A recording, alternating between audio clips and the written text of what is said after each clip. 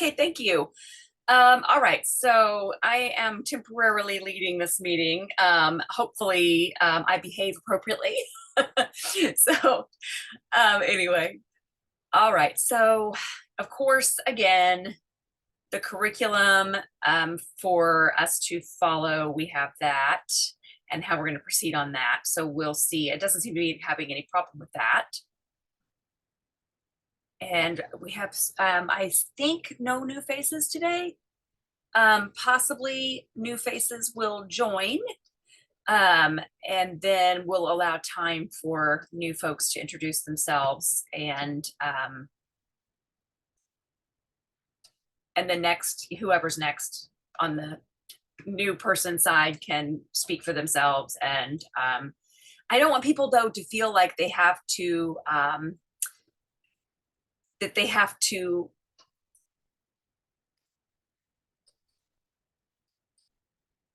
I mean, for example, let's say I'm explaining something and a new person joins and everybody's distracted by the new person coming, and then we interrupt and introduce them. I think we'll wait until we are between topics and a natural pause to introduce people, have them introduce themselves rather.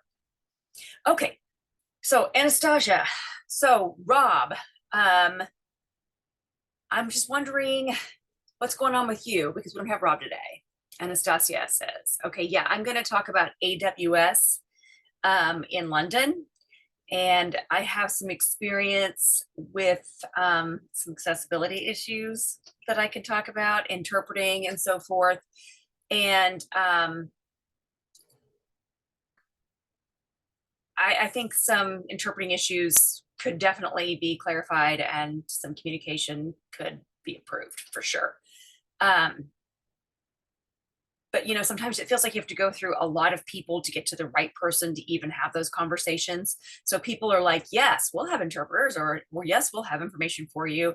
And then that's not actually the case when you arrive, or like you'll have it just for the keynote. They'll have an interpreter for the keynote, but that's an hour and a half. That's not the conference, so you're trying to grab the interpreter and figure out how that works. And then you're told they're only there for an hour and a half for the keynote, and that's it. And so it's hard to figure out who to talk to about it, who's responsible for it, and not get the runaround trying to do that. So it's difficult to make accessibility happen when it's that hard to find the right person. And in the main auditorium, of course, they provide interpreters, like I said, for the keynote, but there's no interpreter for other things, even if it's happening there. And you can't get the interpreters to do anything but the main keynotes or speeches or talks or anything. And then they tell me, no, I can't. Or another person says, oh yeah, I'm having the same problem getting interpreters, and there's no interpreter to go with us anywhere to other talks or other meetings or other connections. And it seems like they don't really want our feedback either. So it's just been very, very difficult to make communication happen with that group. And I've tried on LinkedIn, and that seems to be the only way that I can get somebody connected to the process to get hooked up. So, and that was AWS. And so, I've tried really hard to get in touch with them. A lot of places I'm not getting an answer. Rob checked, and he's trying to get into the US side of AWS to get hooked up to the right person there too. But the local person in the UK, I'm making no headway whatsoever. And it's really hard to get access with them. And maybe Rob seems to be escalating on his side in the US. And I don't know if it's going to help me in the UK, but we'll see. Is that all you wanted to say, Anastasia? Milad's asking. Yeah. Yeah, I mean, I would like to add something. Yeah. Yes, sorry. Yes, I had one more thing I wanted to add before I cede the floor. Um, for future conferences or whatever, I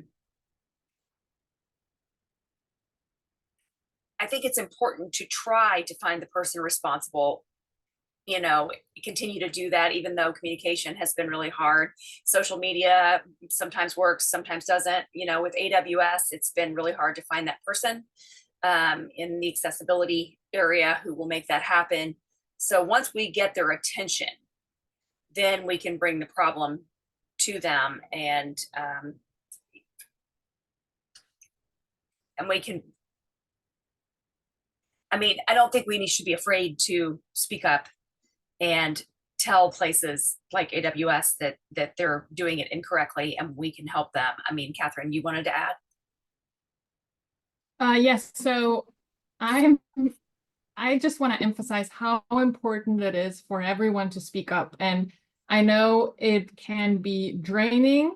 You had a frustrating experience, and then just writing it down and all over it can be, yeah, just draining it. You don't want to talk about it. But if you are silent and go home and don't say anything, nothing will change, right? And I know that Anastasia was a little bit felt like that, but then we had a different blog post, a different LinkedIn post on Milad's talk, and then she was like, "Oh yes," and like this is like let me talk about like then she found the energy, right? And it is really important. Yes, her like the UK person, we tagged her several times, no response whatsoever, which is embarrassing, quite frankly, right? But it is important to make it public, you know, so everyone can see it. Now that you're connected with a lot more people in the community, like more people will see it.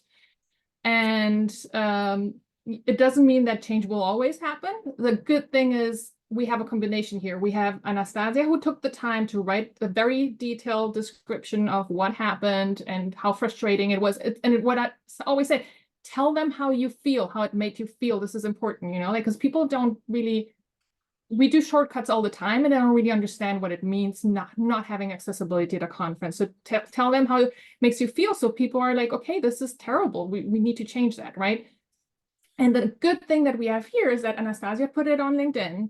Rob has contacts with people at AWS, and he escalated it, right? So like we have several tools, and whether that is going to have like a change due to that one post, we don't know. But like if I don't know, you know, like next time Sandeep is at an AWS conference or another conference, we do it again, and at some point it will change, because if they didn't seem very interested when Anastasia was reaching out, but if you shame them publicly, at some point they will, right? Like if they don't want to do it out of good heart, let's public shame them, because they should be doing this. They should not ignore you. And again, I know it's very draining, but you cannot just sit back and not do it, because again, you have to push for change, right? Because no one will fight. I mean, we have allies and whatever, but ultimately no one will fight unless you fight as well. So just I think that was a very good example, and we need to do this more and more. And I think that's one of the things of this working group is like helping each other to do that, and then helping spread the word. So thanks, Anastasia, for doing it. And I know it's not easy.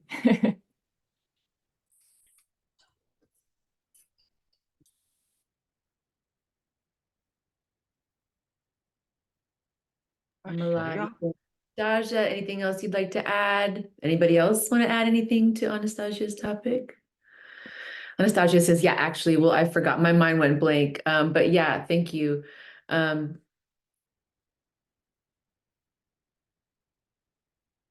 want to say what Catherine said is right. It can be very draining when the access is being blocked or is a struggle. You may feel like, oh, I don't want to deal with it.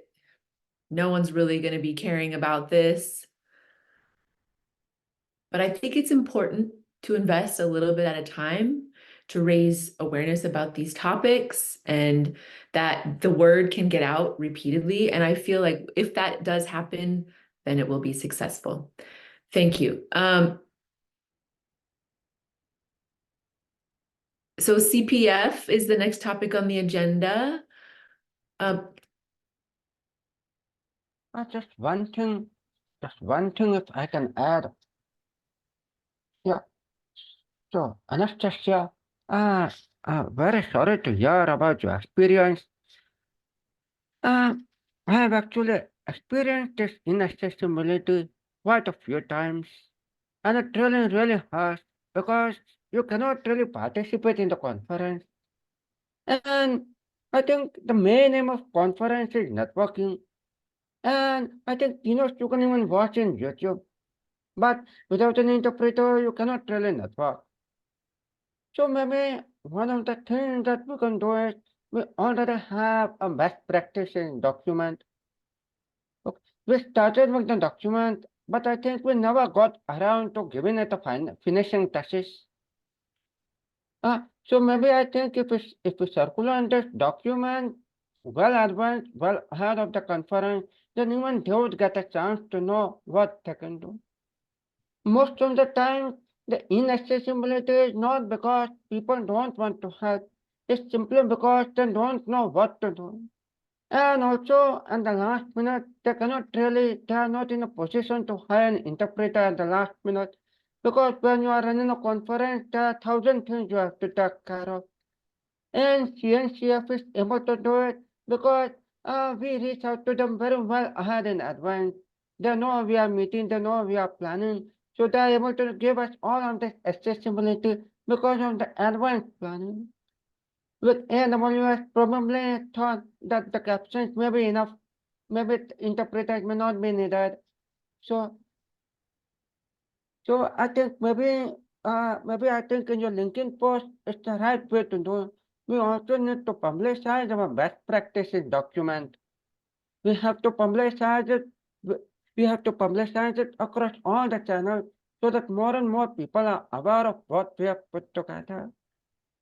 Because this best practices document is our collective effort. It is what we have put together. And until we release it out, until we publicize it, we will not be able to see the change that we are expecting. Because then we are not bringing awareness at the right point of time in the right way. Maybe publishing this document is a much better way to raise awareness.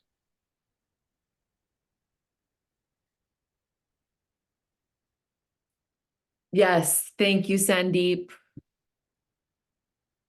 You're right. I want to add to what you just said. I gave advice, and I said, when you have requests for access, whether it's sign language interpreters or whatever, we should add to our best practices document how to provide best access, because I feel like at AWS, they didn't understand what our needs were. Yeah. I also want to add that when people come to our meeting and they want to communicate with us and we respond through an interpreter,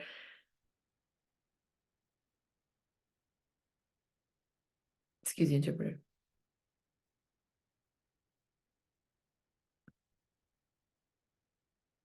So when we have an interpreter that is able to give access in the conference, then we're able to fully participate instead of just doing part of it or just the keynote speaker. So sometimes I'm told, oh, we're only able to provide interpreters for half of the conference, or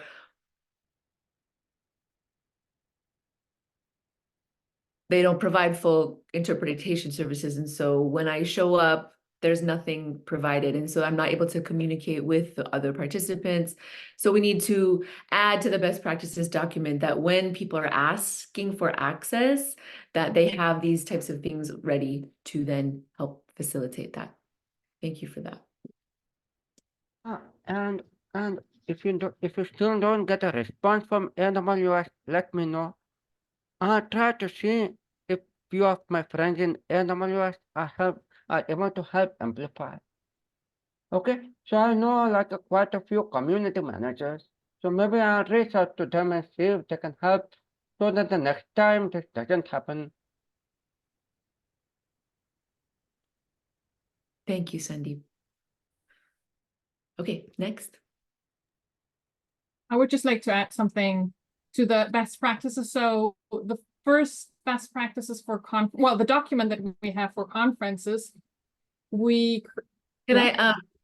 it's emailed, so when you click on can you provide interpreters in the meeting, then we can add a line that says to the best practices document, a link right there to the best practices document.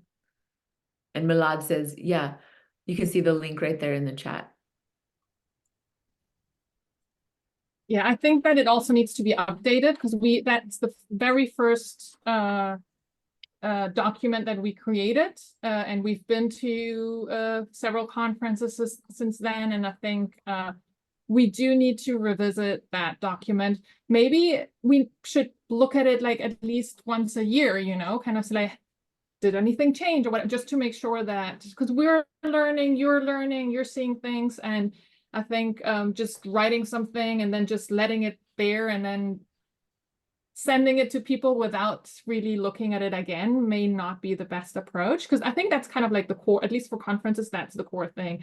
So I think we should probably revisit that, because we also changed a few things as we talked to Celia from the Linux Foundation events team. So that, yeah, maybe something to tackle soonish.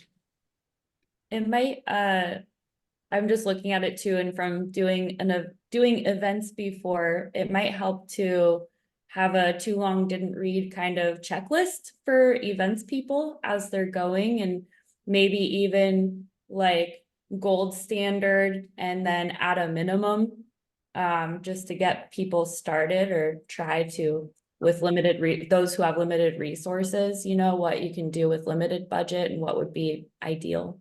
Something like that. Yeah, I like the checklist actually, because one thing that we try to do with the best practices, and I think that's really good, is always explaining why are interpreters between talks important or network, because it's like a lot of times people just don't think about it, but that makes it very long and cumbersome, right? So maybe just having like a checklist, these are all things, and then are you wondering why, right? Like here you have the explanation. So it's like, it's more, because it is mixed between like an educational thing where it's like really kind of like explaining the whole context, but that makes it really long, and it might feel overwhelming. So having the checklist and underneath really like the explanation, because you still need the explanation, right? But Yeah. I think that's a really good idea to make it more user-friendly. Yeah.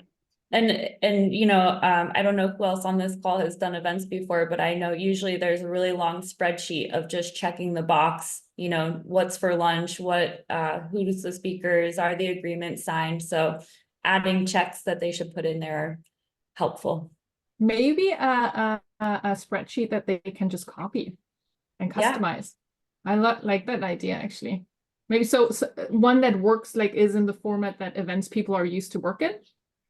And then that's a really good idea. And then we put it at the very beginning. It's like download your checklist, accessibility checklist, and then the document is actually the why and so on.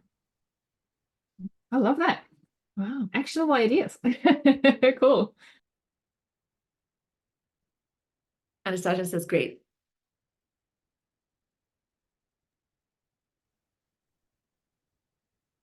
Milad saying okay. Anastasia, do you want to add anything?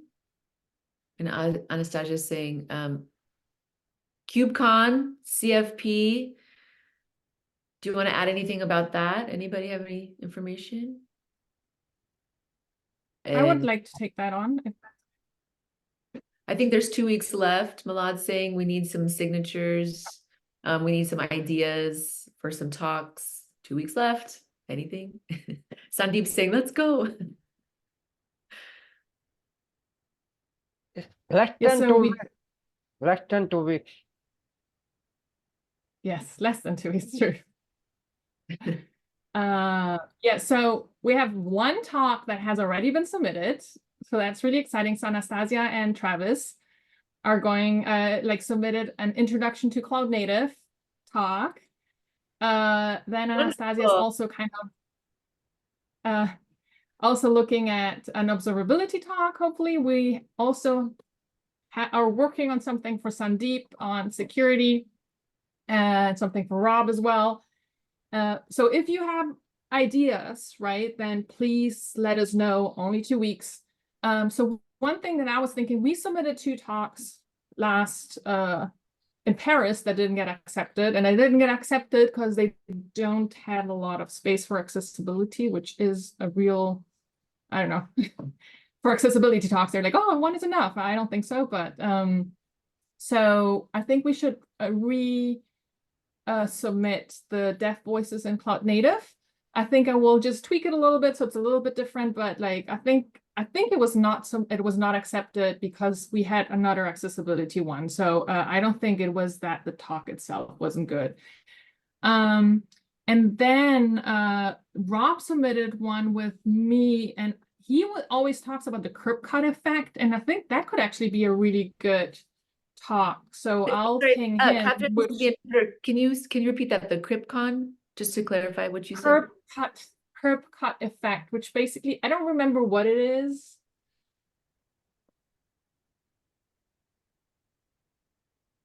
Thank you for Yeah, clarifying. so I think it is that in the I think it comes from the what's it called, in the sideways, that you put like you lower it for wheelchairs. So it was for people with disabilities, but then like people with baby carts, with bikes, so saying like if you do accessibility, implement accessibility, a lot more people benefit than actually the people it was intended for. So apparently that was intended just for people with wheelchair, but like so many more people benefit. If I think that's what, because Rob mentions all the time, and that's with accessibility, right? We talk about captions are good for people who are non-native speakers and so on. So there's a lot of that. So I think it's actually a really cool talk to talk about all these ways where you think it is for a very narrow group, but it actually benefits so many more people. So I think that could be a really good talk.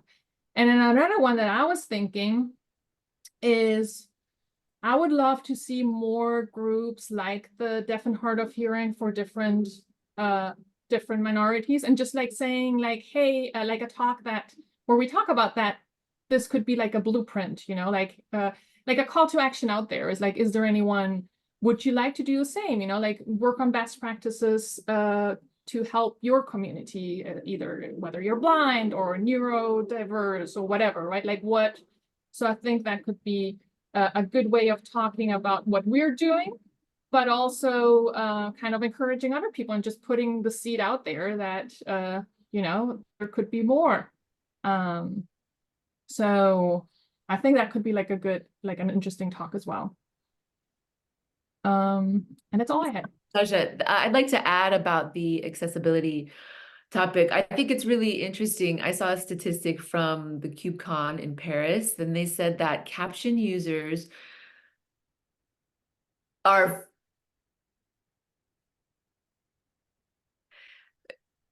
the top languages in caption are French, English, Spanish, and the interpreter missed another one. And English also used in the UK, so not just around English caption, but worldwide caption is being used by many people, not just signing people.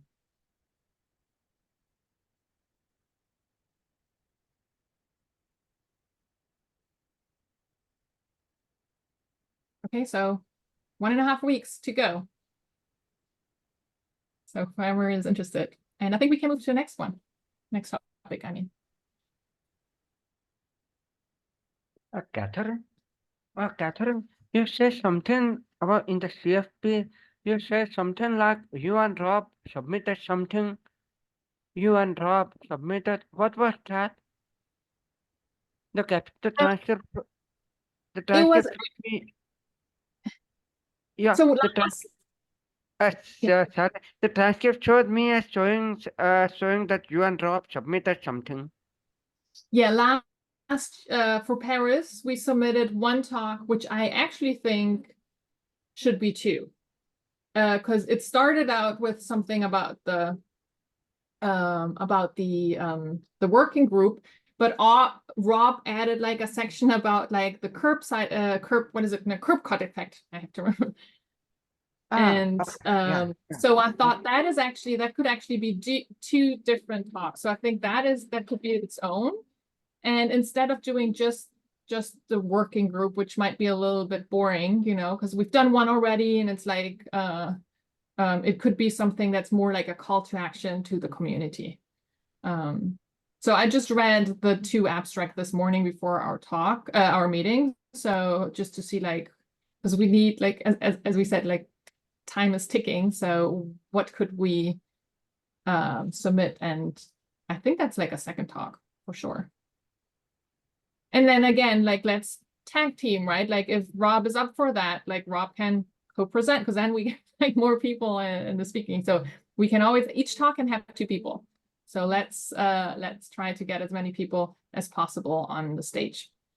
But let me ask him if he's up for that. And if not, maybe someone else wants to do that topic, but I'm sure he is.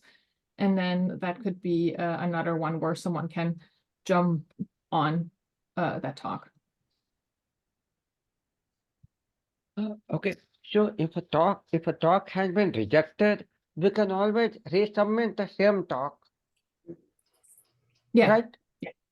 You can always do it because the way I don't know if everyone knows how talks are selected, but basically there is a call for people, the community actually applies to be part of the program committee. So it's not the CNCF, it's not the Linux Foundation who actually selects the talks. Like each time there's a conference, you can apply, anyone can apply to be part of the program committee. You have to be a cloud native expert, of course. You cannot just, so you have to be prove that you have the expertise. And then you review, each person gets to review, I think, between 50 or 100 abstracts. So it's a lot, right? And they kind of start giving them little grades, or I don't know exactly how it is. And then several people review it. And then ultimately the co-chairs, the people who are on stage during the keynote, they will see what the recommendation is, and they will see if it's fair, if they're if it's diverse on companies, on projects, on and kind of make sure that it fits all the criteria. So basically, whoever reviewed that talk is not going to be the same people. So it's it changes, right? So it's different people have different opinions, and sometimes maybe some people thought it was a terrible talk, other people think it's a great talk. So you never know, because it's not Yeah. it's right.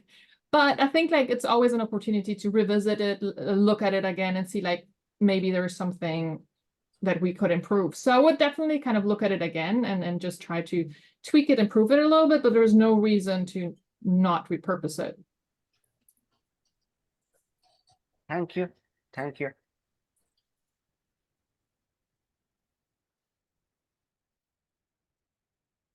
Okay, so moving on. Yeah, Anastasia, you go ahead. So, okay, we'll move on. All right. So the next meeting, Cloud Native, no, I guess it's Cloud Native. So that's 5th of June. So we can talk about some signs and applying for talks, to do talks and things like that. And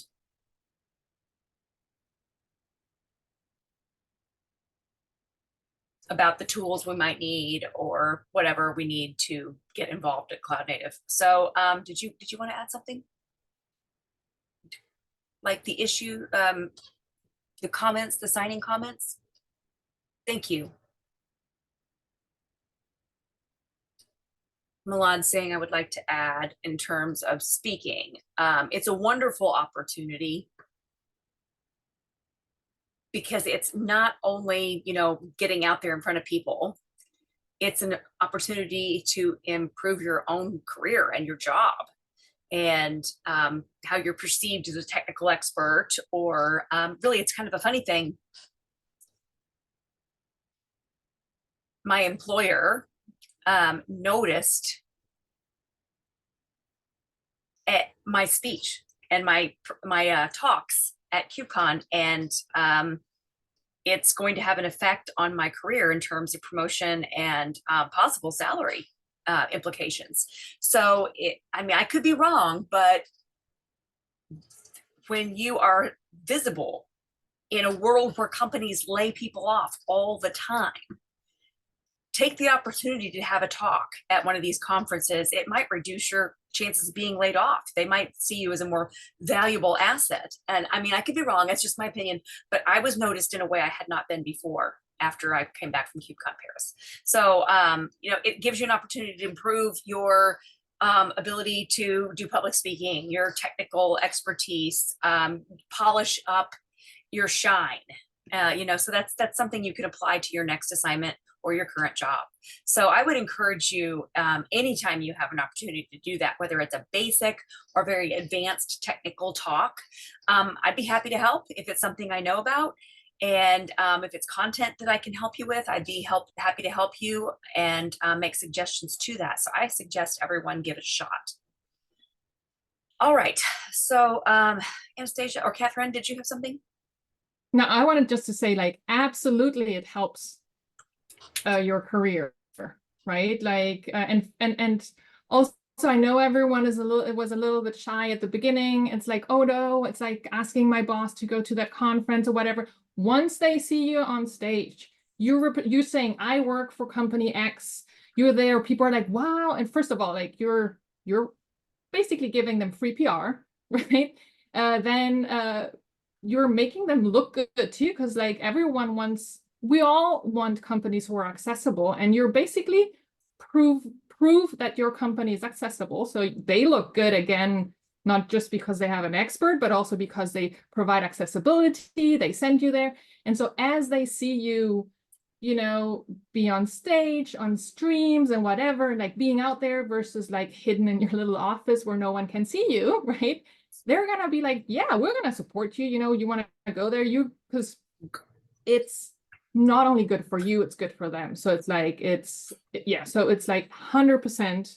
And I'm so glad that Milan actually experienced it. Like, he just did it and was like, wow, you know, like, it's not just this company, like every company will do that. So it is important for you, for your career, and it will help you. And also for your for the meetups that Milad and Anastasia host, that's a great way to practice too. You know, like going then in a bigger stage is always a little bit more, you know, makes it a little bit more nervous. But use that as a practice, right? Like in a smaller round with your friends. You know, like you see people like people in this group will be there. It's a great opportunity to improve your speaking, presenting skills, because no one is great like at the very beginning. Like, it is something that requires practice, right? So 100% agree with Milad, and yeah, it's a great opportunity, and please take it back. Yeah, Anastasia is agreeing. Yes. And Milad says, yes. So the next thing I see is that we can have a discussion or maybe some brainstorming or some ideas that what has worked in terms of our meetings and our experience, pros and cons on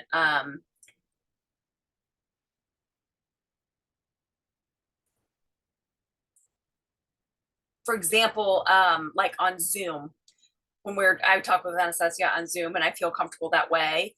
But for Zoom, for example, when we get a lot of people joining in a Zoom meeting, and sometimes we can get people moved over to YouTube for some things. And, you know, this is just my opinion, but people often don't come back after just seeing a YouTube video, and we want them to come back.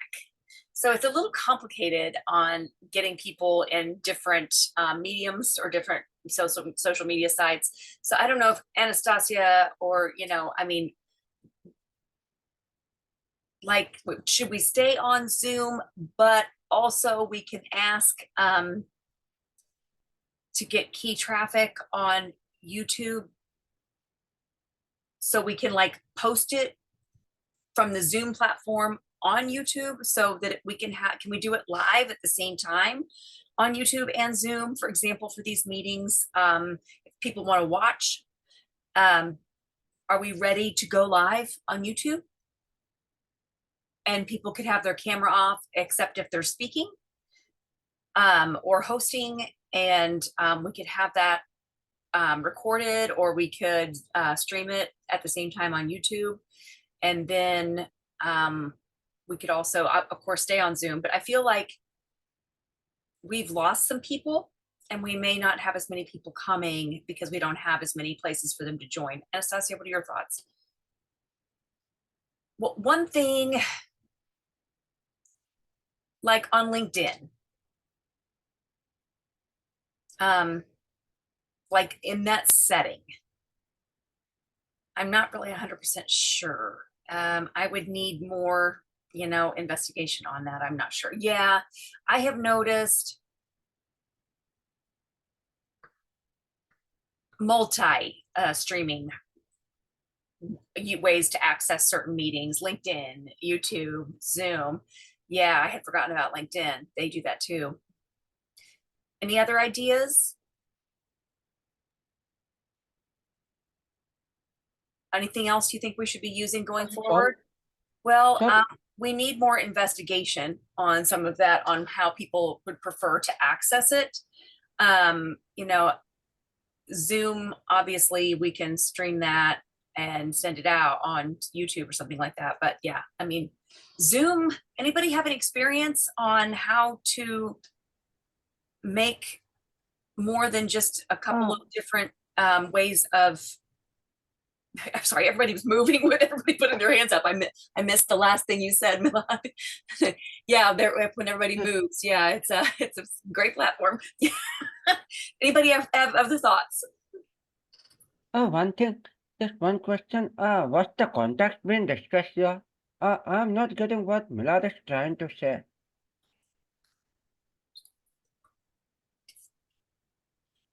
Anastasia said, like in cloud native meetings, a lot of times they make it accessible via Zoom, and then people can watch it on YouTube as well. They can watch it later on YouTube, or we can stream both at the same time, and people can participate that way.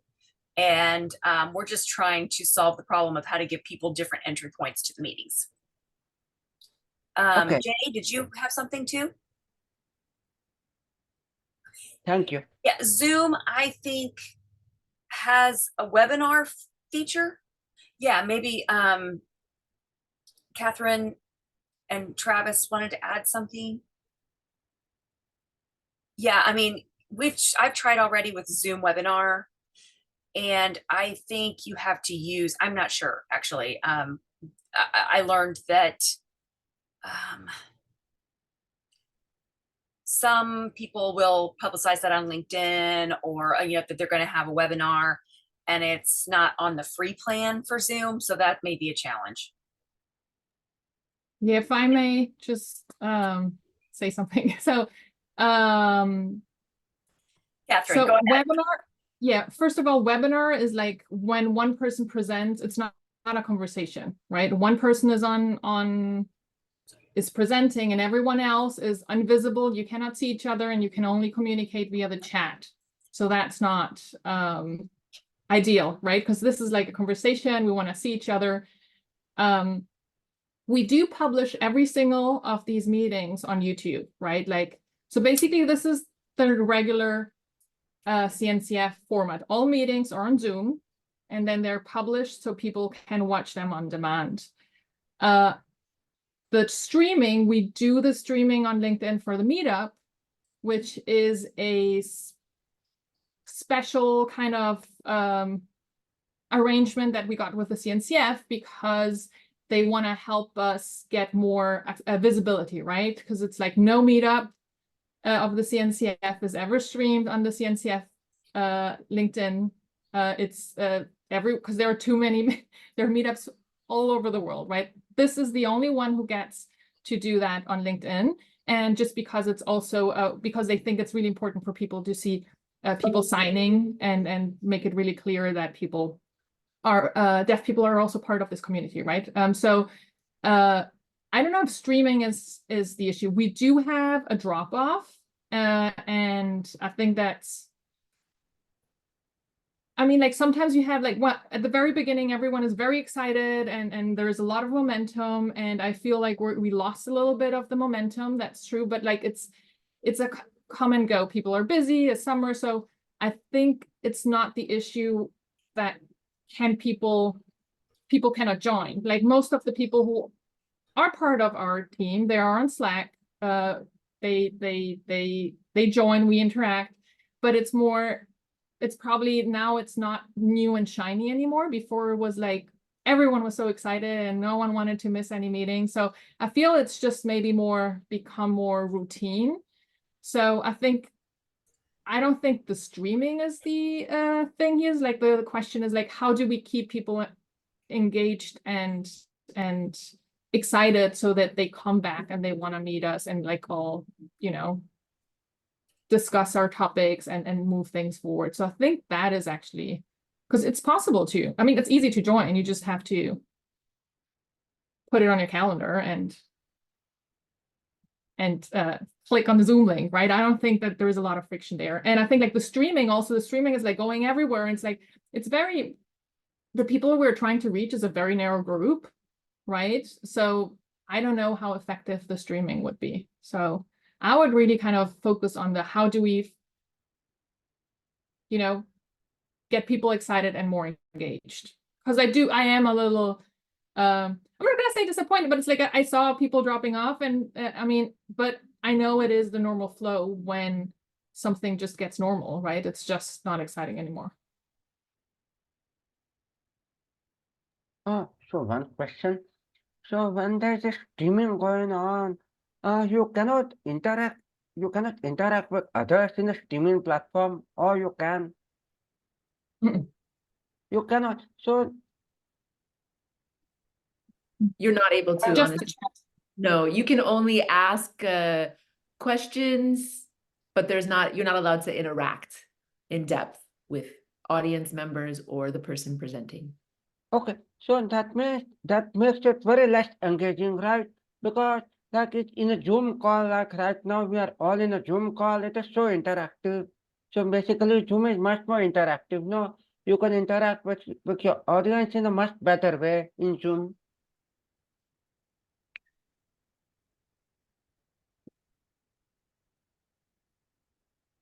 question to Milan, because you raised it. Do you agree or not? Like, because like I know that the streaming came from you, because you're big on streaming, I know, but it's like the concerns that I had. Like, do you agree? Do you see that, or do you still think that streaming would solve the problem?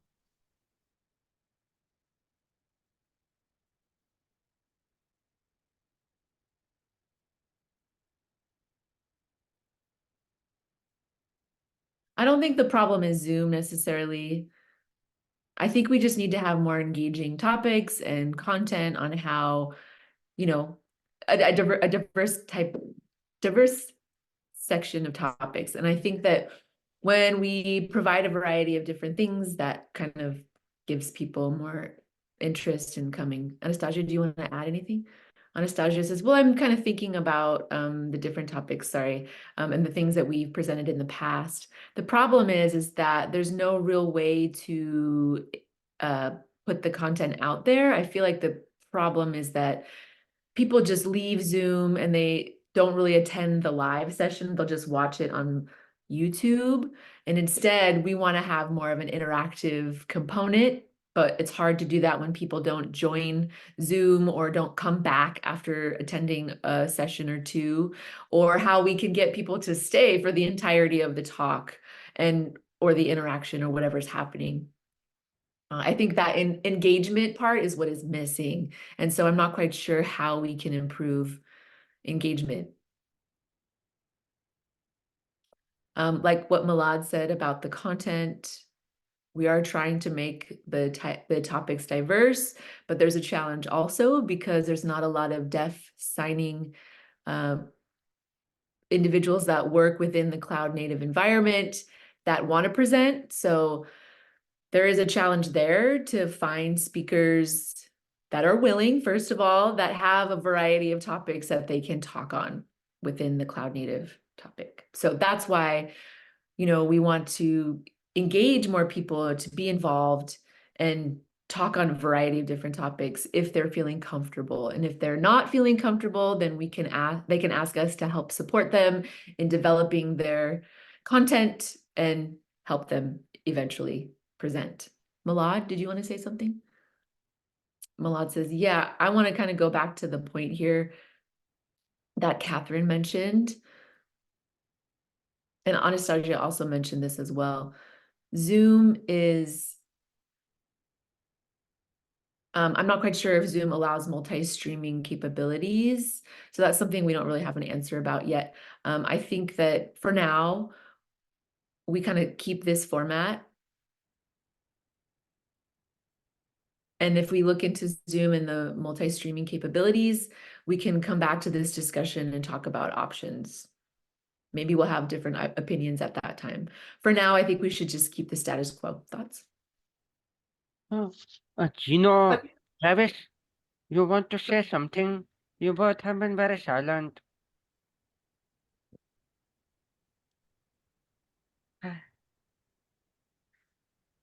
Uh, Maybe he didn't catch his name. maybe somebody needs to call out Gino or Travis, and I don't know how.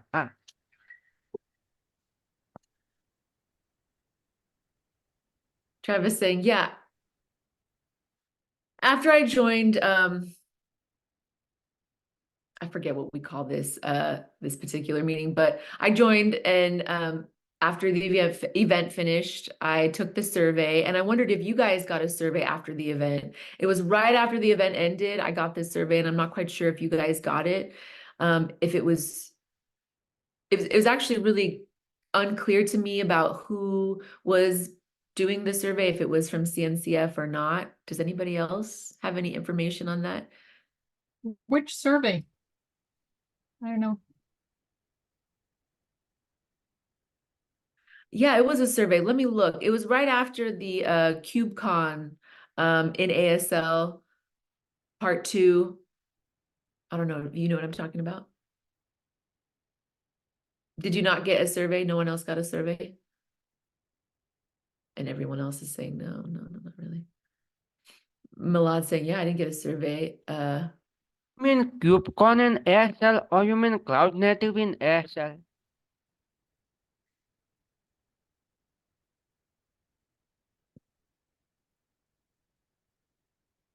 I think it was cloud. Well, it was KubeCon. It was Kubernetes in ASL. Oh, it's the meetup. That's the meetup. So it's called Deaf in Cloud Native. And Oh, the yeah, series right. is So did you get Milad saying maybe it's just an automatic email that's been sent out after the event, that it's just triggered and then you get it. I'm not quite sure how many people got that survey. Anastasia, do you know? And Anastasia says, nope, we can look into it. Yes. I think And- that may be an automated email coming from the meetup, like that, to all the people who have registered and signed up for the meetup. Once the meetup finishes, they get an email like, how did you find it? I mean, it's a generic email.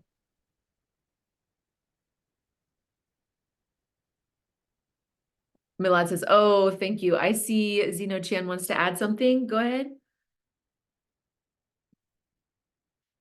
And Zeno Chan says, yeah, I have an opinion or a thought.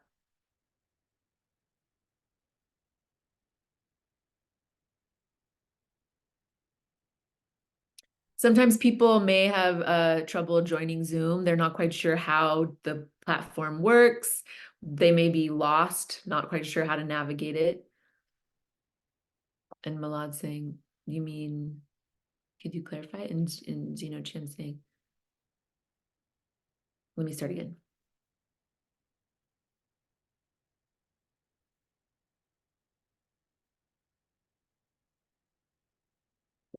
Anastasia is changing, clarifying. So it's pretty challenging to have engaging presentations when you have multiple time zones happening. You can't necessarily include everyone because people, you know, European time zone, American time zone, different things like that. And Milad's saying, right. If we have a speaker in Europe, it's easier because then we can have the talk earlier and that can be accessible to other people in the rest of in other countries. But you're right. Zeno Chen, I will try to look for some topics and speakers that maybe would be in your time zone. So maybe within the European time zone or the East American time zone, because I think that would be something that you would be able to catch. Maybe 10, maybe 9 o'clock at night, and then you're able to catch it because it's not too late in the middle of the night. Zeno Chen says, yes, thank you. Thank you, Milad. Catherine? Yeah, so two things. One, I wanted to say most of our people in our group are new to cloud native. So as you learn about that, because you're probably gonna say like, oh, I cannot do a talk about cloud native, right? Because it's like, I'm not an expert yet.